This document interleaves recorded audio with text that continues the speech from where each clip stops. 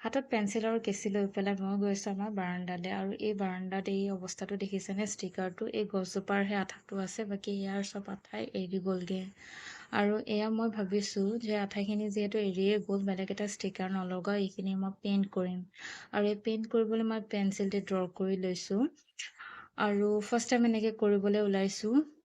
আৰু মই ভাবিলোঁ যে যিহেতু এটা কালাৰ আনিছোঁ এই কালাৰটো দি বাকীখিনি মই পেইণ্ট কৰিম আৰু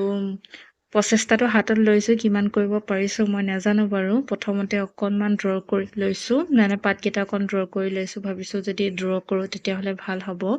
আৰু এনেকৈ ড্ৰ কৰি পেলাই মই কালাৰ কৰাত লাগি গ'লোঁ দেখোঁতেতো বহুত চিম্পল লাগিছিল কিন্তু সঁচাই মানে বহুত সময় লাগিছে আৰু এয়া ৰাতিপুৱাতে মই সোনকালে উঠি পেলাই কামত লাগি গ'লোঁ আৰু এয়া কালাৰ কৰি অলপমান হৈছিলে দেখিছোঁ যে ইয়াত অকণমান খালী খালী লাগিছে আকৌ পাতকেইটা আঁকি পেলাই মই ফিল কৰাত লাগি গ'লোঁ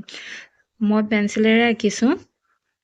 মোৰ লগত ইমান সামগ্ৰীও নাছিল মানে মই প্ৰথম ষ্টাৰ্ট কৰিছোঁ আৰু মই য'ত আছিল লগত যিয়ে আছিলে মই সেয়া দিয়ে আৰম্ভ কৰিবলৈ ষ্টাৰ্ট কৰি দিছোঁ আৰু এয়া মই ব্ৰাছ লৈ আৰু এই বগলী দুটাটো মই ব্লেক কালাৰ ইউজ কৰিছোঁ কাৰণ বেকগ্ৰাউণ্ডটো হয় গ্ৰীণ সেইটো কাৰণে বেছি যদি মই ইয়াত কালাৰ ইউজ কৰোঁ সেইকাৰণে বেছি কালাৰফুল লাগিব সেইটো কাৰণে মই ব্লেক কালাৰ ইউজ কৰিছোঁ বাকী মই আউটলাইন কিবা এটা ভাবি দিম আৰু মই ৰাতিপুৱাতে ষ্টাৰ্ট কৰিছোঁ ৰাতিপুৱা অলপ কৰিলোঁ দুপৰীয়া অলপ কৰিলোঁ আৰু এয়া সন্ধিয়া হ'লগৈ এইখিনি কাম কৰোঁতে মাজতে মই বেলেগ কিবা কামো কৰিছোঁ বাৰু এইটো কামতে লাগি থকা নাই অলপ অলপ সময় উলিয়াই কৰি গৈ আছোঁ আৰু লাষ্ট এয়া মোৰ ফিনিছ হৈ গ'ল আৰু